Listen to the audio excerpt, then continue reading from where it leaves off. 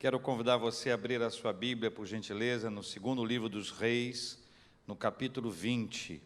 Segundo livro dos Reis, capítulo 20, nós vamos ler a palavra do nosso Deus e Pai. Segundo livro dos Reis, capítulo 20 do segundo livro dos Reis.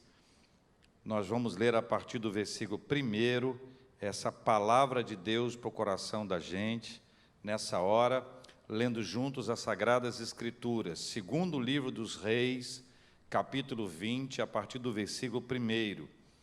Diz assim a palavra do Senhor: Naqueles dias, Ezequias adoeceu de uma enfermidade mortal. Veio ter com ele o profeta Isaías, filho de Amós, e lhe disse: Assim diz o Senhor, põe em ordem a tua casa, porque morrerás e não viverás. Então virou Ezequias o rosto para a parede e orou ao Senhor, dizendo: Lembra-te, Senhor, peço-te, de que andei diante de ti com fidelidade, com inteireza de coração, e fiz o que era reto aos teus olhos. E chorou muitíssimo.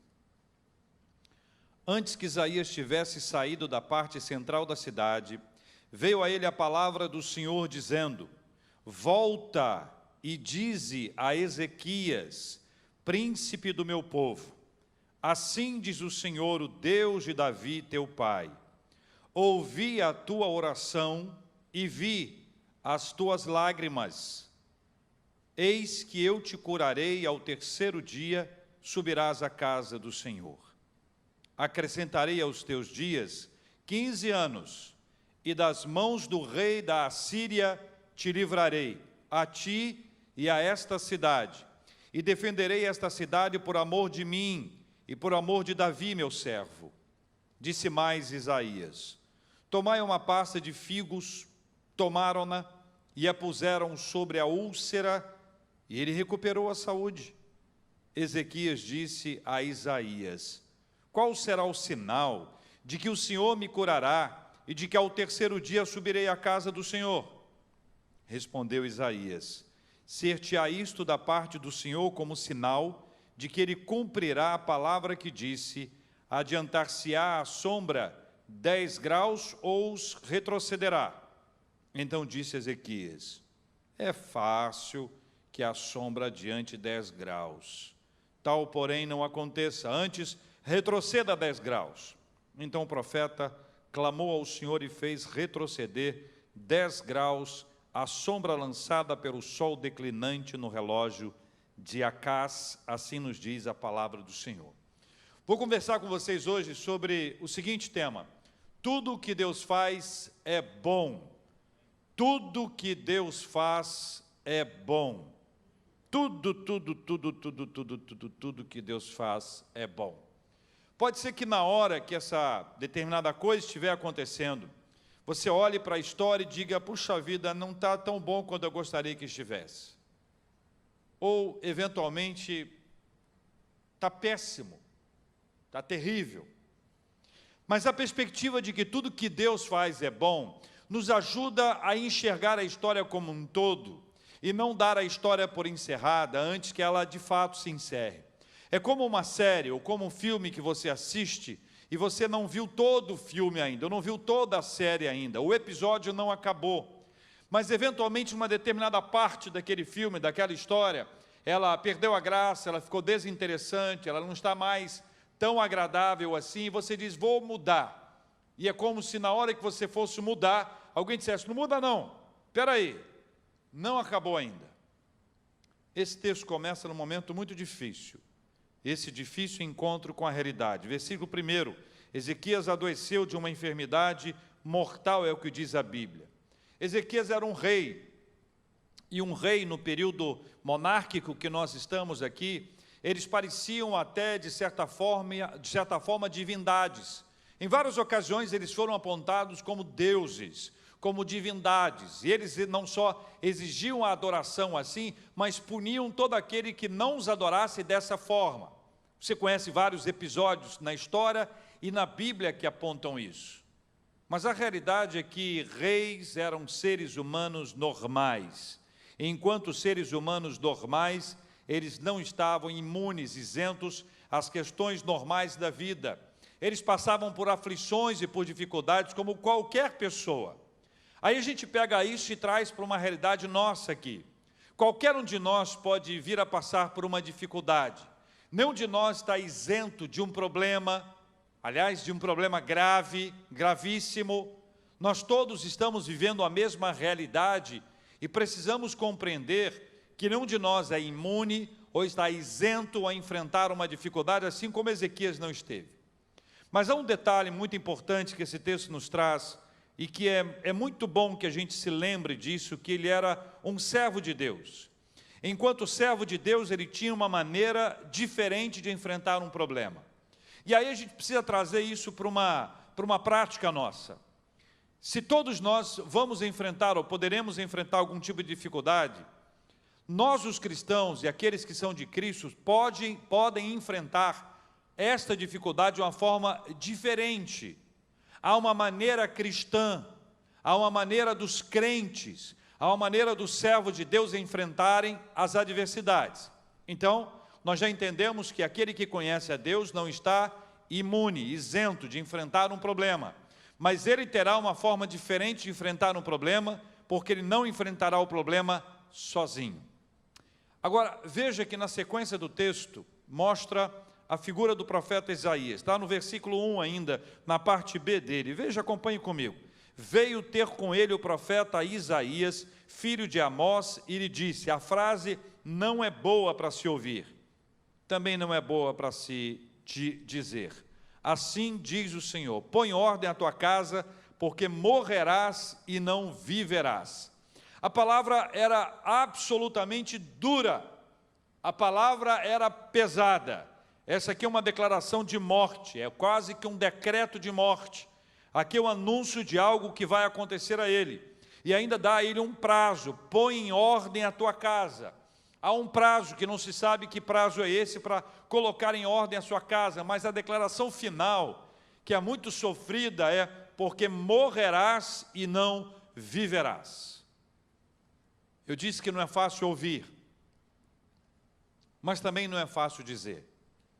Quero chamar a sua atenção para a figura pastoral aqui nesse texto.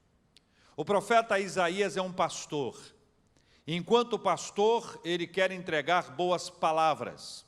O profeta já é habitual do nosso conhecimento geral de que o profeta não cria mensagem.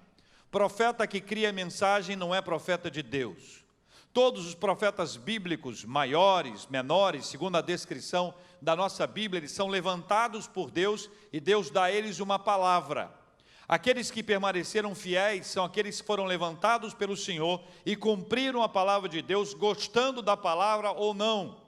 Gostando da palavra ou não.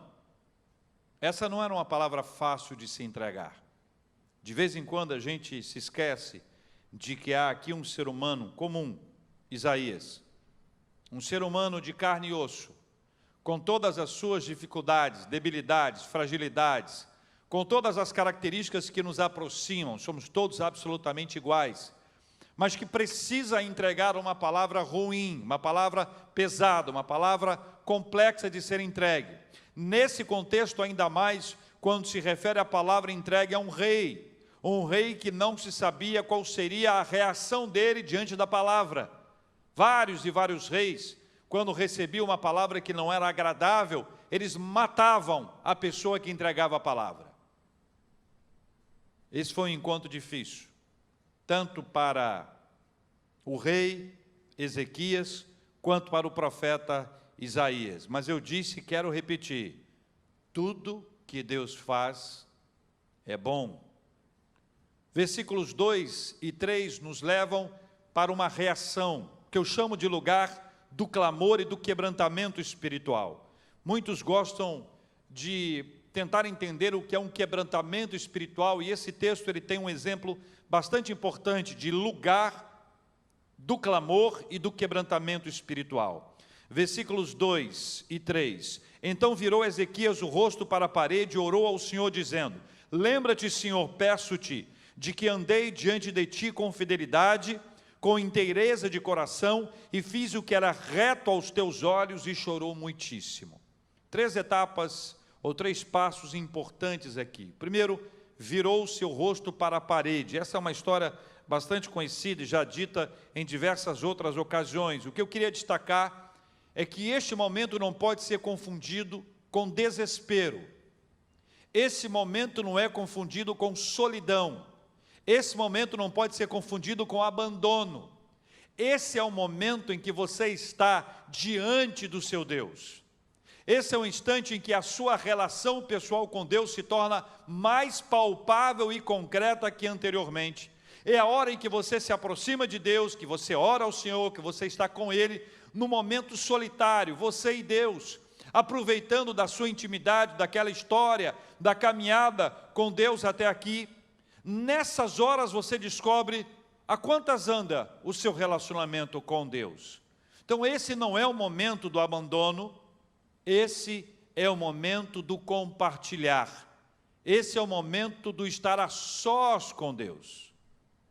A segunda coisa que a Bíblia diz que ele orou ao Senhor, e orar ao Senhor muda por completo a nossa vida. Veja, põe em ordem a tua casa, porque morrerás e não viverás. E aí diz a Bíblia que ele virou, o rosto para a parede e orou ao Senhor. E não pense que a Bíblia diz orou ao Senhor com uma palavra a mais. A Bíblia não tem palavras a mais. Cada palavra é super importante para a nossa vida.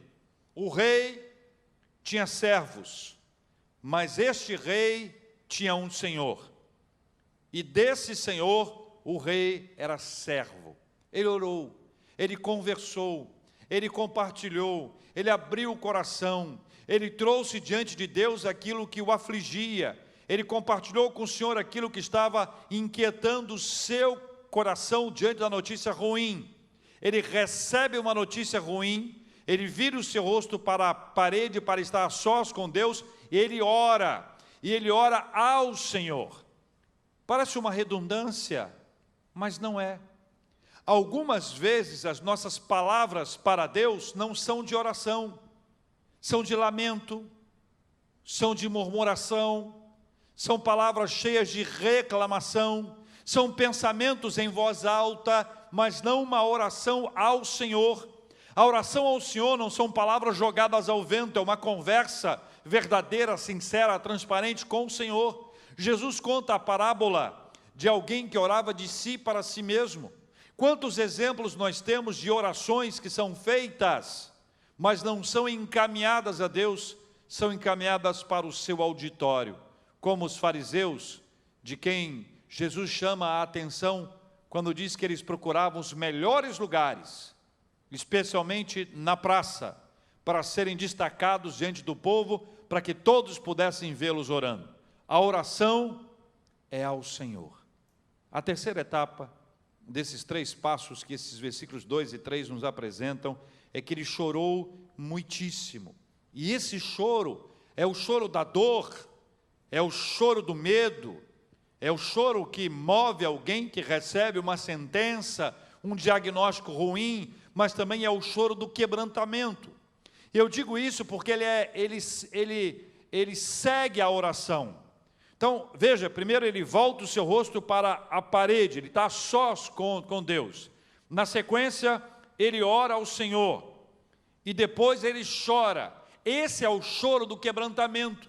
Esse é o choro daquele que se vê absolutamente inteiro diante de Deus, mas com seu coração partido. O seu coração é quebrado, ele é quebrantado, espiritualmente quebrantado. E esse choro é a imagem da realidade. É o filho que chora diante do pai. É o filho que chora diante do pai. Guarda essa expressão, que ela é muito importante. Como enfrentar um momento difícil? Como enfrentar uma notícia ruim? Como administrar uma hora complexa? Busque a presença de Deus, converse com Ele, chore, seja quebrantado espiritualmente diante do Senhor, sem se preocupar com a imagem, sem se preocupar com aquilo que vão pensar de você. Chore, chore, chore na presença do Senhor. Jesus disse que bem-aventurados são os que choram, porque eles serão consolados. Hoje eu completo, pela graça de Deus, 25 anos de ordenação ao sagrado ministério da palavra e dos sacramentos. Há 25 anos, num dia como o de hoje, 7 de janeiro, eu estava sendo ordenado. Nem podia imaginar como seria a trajetória da minha vida para aqueles próximos 25 anos que se encerram hoje. Como eu poderia imaginar tantos momentos passados na presença de Deus? Mas eu quero lembrar você que em vários desses momentos o choro foi uma das marcas da minha vida. O choro não é para envergonhar ninguém. Ao chorar, ninguém precisa se preocupar em saber se você está triste ou não, porque em vários momentos esse choro é um quebrantamento espiritual, é a visitação do Espírito Santo, é a presença de Deus, é a glória de Deus que se manifesta e mostra quem nós somos. Diante do amor de Deus nós somos constrangidos, e diante do amor de Deus constrangidos, quantas vezes nós choramos? Em nossa igreja já passei por vários instantes de choro, de quebrantamento espiritual, seja pregando, orando, ou mesmo assentado, louvando, adorando ao Senhor, mas quero trazer uma experiência mais antiga, presente numa outra igreja, no púlpito daquela igreja. Eu fui tocado pelo Senhor e levado ao quebrantamento espiritual. Lembro que naquele dia, ao sair e ir à porta para cumprimentar os irmãos, uma adolescente veio ao meu encontro e me deu um bilhetinho e colocou no meu bolso. Eu guardei ali, terminei todo o meu trabalho de acolhimento, de despedida, fui para tirar a toga que eu usava, peguei o bilhetinho no bolso e era uma palavra carinhosa: Reve, que Deus console o seu coração. Uma palavra boa e abençoada da querida Helena, de quem eu trago lembranças carinhosas e muita gratidão a Deus pela vida dela e por essa palavra. Naquele instante, embora eu não me sentisse sozinho, porque eu não me senti, mas aquela palavra trouxe ao meu coração um alento muito especial. Você observa que numa hora que você precisa, Deus levanta pessoas, seja no momento de quebrantamento espiritual, onde há uma visitação do Senhor e alguém te acolhe, te abraça, e você compartilha daquela experiência com alguém, seja numa hora de choro, de sofrimento, de dor e de angústia, como essa hora aqui, onde Deus nos traz uma palavra, e o consolo do Senhor é presente, o Senhor nos desperta, o Senhor nos alegra, o Senhor nos pacifica, o Senhor nos consola. Lembre-se disso, tudo que Deus faz é bom. O texto continua, meus queridos irmãos e irmãs, versículos 4 a 6. A palavra de Deus nos mostra no versículo 4, antes que Isaías tivesse saído da parte central da cidade, veio a ele a palavra do Senhor dizendo: volta e dize a Ezequias, príncipe do meu povo, assim diz o Senhor, o Deus de Davi teu pai, ouvi a tua oração e vi as tuas lágrimas. Eis que eu te curarei. Ao terceiro dia subirás à casa do Senhor. Acrescentarei aos teus dias 15 anos, e das mãos do rei da Assíria, grande oponente, te livrarei, a ti e a esta cidade, e defenderei esta cidade por amor de mim e por amor de Davi, meu servo. Tudo que Deus faz é bom. Veja o poder misericordioso do Senhor. Mas volto a pedir a você que se lembre da figura do profeta Isaías. O mesmo Isaías que nos versículos anteriores foi até o rei para dar notícia ruim, é o mesmo Isaías que agora volta para dar a notícia boa. Quase que no mesmo instante, veja que o texto diz antes que ele tivesse saído da parte central da cidade, ou seja, não há muito tempo. Não há muito tempo ele teve que entregar uma notícia ruim, foi embora. Agora Deus dá a ele uma outra palavra, ele volta para dar uma notícia boa. Como anda a estabilidade emocional do profeta Isaías, que vou chamar carinhosamente e respeitosamente de pastor Isaías?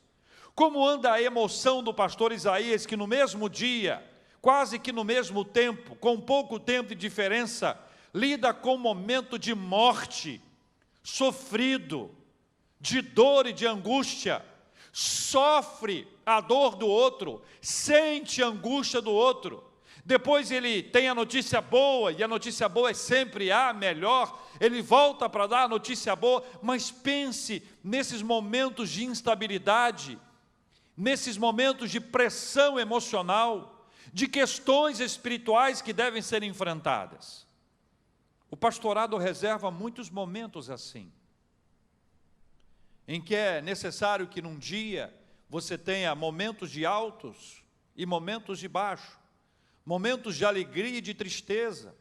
Quantas e quantas vezes ao longo desses 25 anos isso me aconteceu, mas me lembro de forma especial de um dia, e faço aqui esse registro. Foi um sábado, pela manhã e um pedaço da tarde, fui ao sepultamento de um filho de um pastor. Filho do pastor sofreu um grave acidente e morreu. Naquele sábado foi o dia do sepultamento. Fui até lá, acompanhado de um pastor amigo, o reverendo Evaldo, e fomos juntos ao sepultamento do Lucas, filho do reverendo Caio Fábio. Chegando lá, pude perceber aquele momento sofrido e angustiante, com vários e vários amigos, pastores e líderes que estavam ali, rodeando o Caio Fábio, rodeando os seus amados, dando a ele o carinho. Naquele dia eu fiquei muito impressionado, porque o pastor Caio não apenas trazia a liderança na hora do culto, mas ele trazia um versículo após o outro de consolo, de conforto de Deus, como se jorrasse de dentro dele a palavra do Senhor. E aquela declaração da parte de Deus sobre a vida dele, e a fala dele para todas as pessoas que ali estavam, e claro, para ele mesmo, era uma fala de consolo, de paz, era a palavra de Deus que jorrava, era a palavra de Deus que consolava, era a palavra de Deus que agia no coração dele. Meu coração se conectou ao dele, chorei e senti, imaginando as dores daquele pai. Eu não era pai ainda. Senti das dores daquele meu irmão, senti das dores das pessoas que ali estavam, senti das dores da mãe, as dores dos irmãos, as dores dos amigos, os momentos complexos vividos ali. Como foi difícil aquele dia. Terminado aquele instante, fui embora, tomei banho, me arrumei e fui para um culto de ação de graças pela cura de uma criança. Criança que ficou internada durante mais de 30 dias e que pela graça do Senhor, ela recebeu a bênção da cura. E aí eu fui pregar na celebração de ação de graças pela vida dela. Pensa que no mesmo dia isso acontece. Lembre que são emoções que nos levam lá embaixo e depois emoções que nos levam lá em cima. Mas se isso acontecesse, raramente seriam questões raras a serem administradas, mas não são. Durante esses últimos dias, eu recebo de alguém a notícia boa. Alguém recebeu a cura. Depois recebo no mesmo dia, quase que no mesmo instante, a notícia de alguém que foi diagnosticado. Alguém diagnosticado melhorou. Alguém diagnosticado piorou. Isso tudo ao mesmo tempo. Ao longo de um dia são 10, 15 notícias que nos levam para cima ou para baixo, e que se não for a graça de Deus para nos dar o equilíbrio, a estabilidade, nós não conseguimos suportar. É por isso que eu trago a você essa lembrança, para que todos nós tenhamos este tipo de atenção, e também a nossa intercessão por aqueles que são submetidos a isso, como todos os profissionais de saúde, que ao longo do dia têm que dar alta, como têm que conversar com uma família sobre um estado que se agravou, ou mesmo sobre um óbito. Isaías voltou para dar a notícia boa. Isaías voltou para dar a notícia boa. Antes tinha sido uma palavra: põe ordem à tua casa, morrerás e não viverás. Agora é: ouvi a tua oração, vi as tuas lágrimas e eu te curarei. eu te curarei. Duas questões que são importantes aqui. A primeira delas, Deus mudou? Deus mudou? Deus mudou de opinião? Deus mudou de ideia? Teria sido a oração de Ezequias que veio a promover a mudança em Deus? Vamos lembrar do atributo da imutabilidade. Deus não muda. Deus é estável. A imutabilidade de Deus deve ser trazida à memória da gente em todo o tempo. E nesse trecho aqui em especial, quero lembrar aos queridos irmãos que Deus não mudou. Quem mudou foi Ezequias. A história de Ezequias passa por essa transformação operada por Deus dentro dele, à medida que ele orou. A oração nos muda. Quando nós oramos, nós estamos sendo visitados pelo Senhor. A nossa oração promove mudança em nós, porque todas as vezes que nós nos aproximamos de Deus e conversamos com Ele sobre alguém ou sobre algum assunto, nós somos transformados. À medida que você ora por alguém, você estará sendo transformado. Todas as vezes que você se submete a Deus em oração, Deus vai mudando a sua vida e as transformações operadas pelo Senhor são absolutamente extraordinárias. Deus não mudou. Quem mudou foi Ezequias. E eu quero trazer a você, como segunda questão, propósitos que podem ser vistos nesse episódio. Um deles é, nunca desista de clamar. Nunca desista de clamar ao Senhor. Quando alguém te disser que o caso é grave, ou te disser que é gravíssimo, ou te disser que é um caso perdido, quando a esperança te falta, quando a notícia ruim é muito mais forte que a notícia boa, nunca perca a esperança, nunca deixe de clamar, seja por uma questão de saúde, seja sobre uma questão de relacionamento, seja por uma questão profissional, seja algo relacionado aos seus filhos, nunca desista de clamar. Há sempre um tempo de Deus para a nossa vida, até que Deus diga não.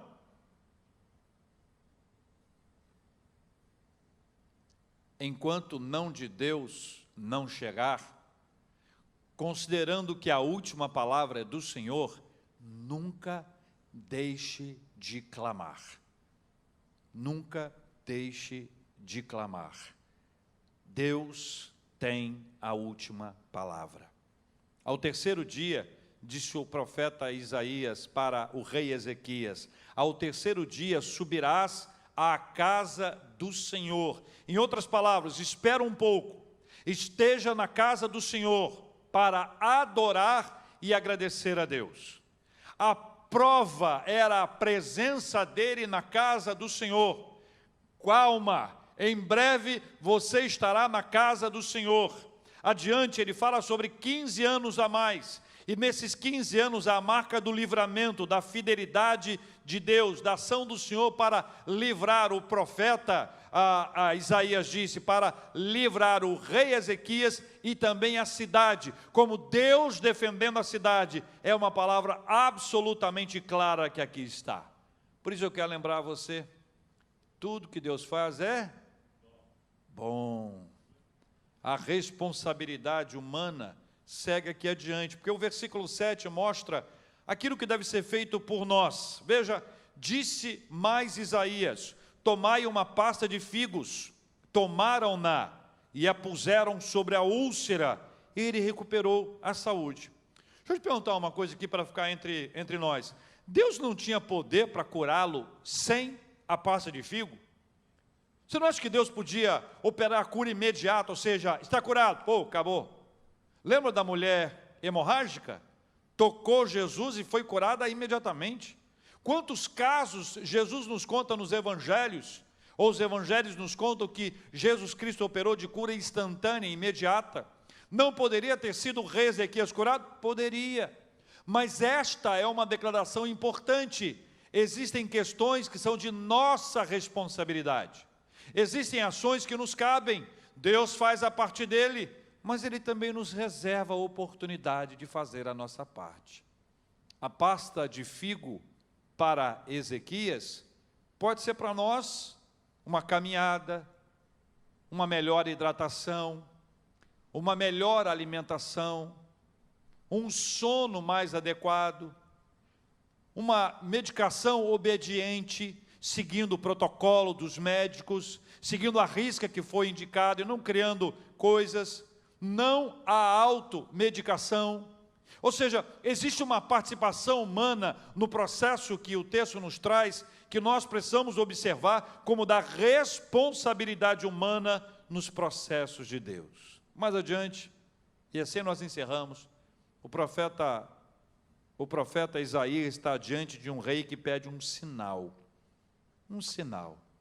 Eu aprendi a ter cuidado com pedidos de sinais a Deus. Alguns podem ver isso como incredulidade. Eu não posso julgar o rei, mas eu vejo que o sinal não era somente para Ezequias. O sinal não era somente para o rei, mas o fato da sombra retroceder 10 graus foi para toda a comunidade crer na ação soberana de Deus. Crer na ação soberana de Deus, ao mesmo tempo que foi também para que fosse demonstrado, confirmado o ministério abençoado que Deus havia confiado ao pastor, ao profeta Isaías. A obra que Deus fez ali é uma obra que entrou para a história. Ela começa com uma notícia muito ruim, notícia difícil, uma notícia que leva o rei Ezequias a lembrar de pôr a sua casa em ordem, porque certamente morreria. Mas o Senhor deu a ele a possibilidade de virar o seu rosto contra a parede, de orar ao Senhor e chorar muitíssimo. Ele não estava abandonado e nem desesperado. O choro era o quebrantamento espiritual, resultado do tempo de oração ao Senhor. A orar, não se prenda à imagem. Se tiver que chorar, chore. Oro para que o Espírito Santo de Deus quebrante o seu coração. No meio disso, está o pastor, que tem que dar a notícia ruim e depois a notícia boa. Não deixe de orar pelos pastores, por todos os pastores, todos os pastores. Lembre-se de agradecer a Deus pelos pastores que passaram pela sua vida.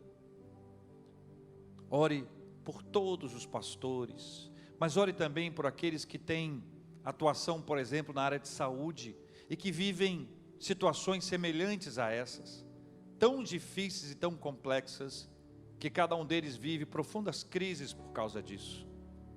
Só Deus, para abençoar o coração daquele que vive no mesmo dia vários momentos instáveis e que necessitam de ter um grande equilíbrio emocional e espiritual. Deus deu a ele a bênção da cura, a bênção da cura, a bênção do livramento, a bênção de olhar para frente e ver que teria mais tempo de vida. Deus deu a ele também a oportunidade de usar uma pasta de figo para curar a sua úlcera. Deus deu a ele uma resposta ao sinal. Mas eu quero voltar um pouquinho e lembrar que a palavra do profeta para ele foi: em breve você estará na casa de Deus. O lugar da gratidão, o lugar da adoração ao Senhor. Ainda que você hoje não possa estar presencialmente na casa do Senhor, ao participar de um culto como esse, os nossos cultos dominicais, ao participar desses cultos, você está na casa do Senhor. É o lugar da gratidão, é o lugar da adoração ao Senhor. Por isso eu quero convidar você a agradecer a Deus, a adorar ao Senhor. Ainda que você esteja vivendo a luta, a batalha, o sofrimento, agradeça. Ainda que você esteja no meio do deserto, do sofrimento, adora ao Senhor e lembre-se, tudo que Deus faz é bom. Se hoje você olha e diz: não está bom não, está bom não, espera, não acabou a história ainda. Lembra? O filme não acabou, a série não terminou, existem outras cenas que serão vividas por você na presença de Deus, porque tudo que Deus faz é bom. Vamos orar? Quero convidar você a orar comigo nessa hora, em nome de Jesus. Senhor Deus e Pai, nós te agradecemos pela Tua palavra, pelo relato da experiência vivida por um profeta e um rei, pelo testemunho dado a toda a comunidade, pela comprovação da intervenção do Senhor nas nossas vidas. Tudo que o Senhor faz é bom. Muito obrigado, Senhor. Muito obrigado por estar conosco nas horas sofridas. Muito obrigado, porque nós podemos olhar, virar o nosso rosto para a parede e estarmos a sós com o Senhor, orar ao Senhor, chorar muitíssimo na presença do Senhor. Também podemos receber a notícia boa e nos alegrar e agradecer e adorar ao Senhor. Cuida das nossas emoções, Pai. Cuida das nossas histórias de vida. Cuida da nossa caminhada espiritual. Cuida, Senhor Deus, dos nossos amados, preciosos que estão enfermos. Cuida dos que estão em casa. Cuida dos que já estiveram hospitalizados e receberam alta. Cuida dos que estão internados, em bom estado, e aqueles que estão passando por mais problemas e maiores dificuldades.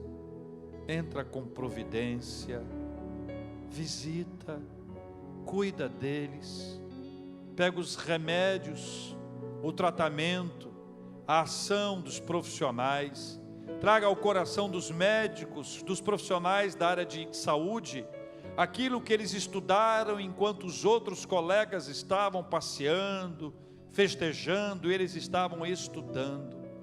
Traga sobre cada paciente, irmão, irmã, amados do Senhor, a paz, a tranquilidade, para que eles sintam a presença do Senhor ao lado deles nesta hora.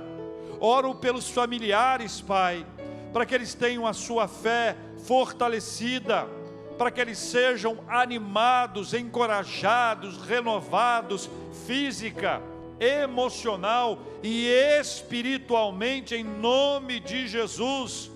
Que na hora que eles se sentirem cansados, e quantos deles têm os seus corações quebrantados e venham a chorar, eles sintam um abraço carinhoso do Senhor, para dizer para eles: eu estou aqui com você, e eu também estou lá no hospital.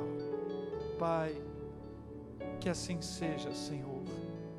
Nós já te agradecemos pelas curas, Pai, curas já recebidas e curas que estamos por receber. Oramos e já te agradecemos, oramos e já glorificamos, já adoramos o nome do Senhor.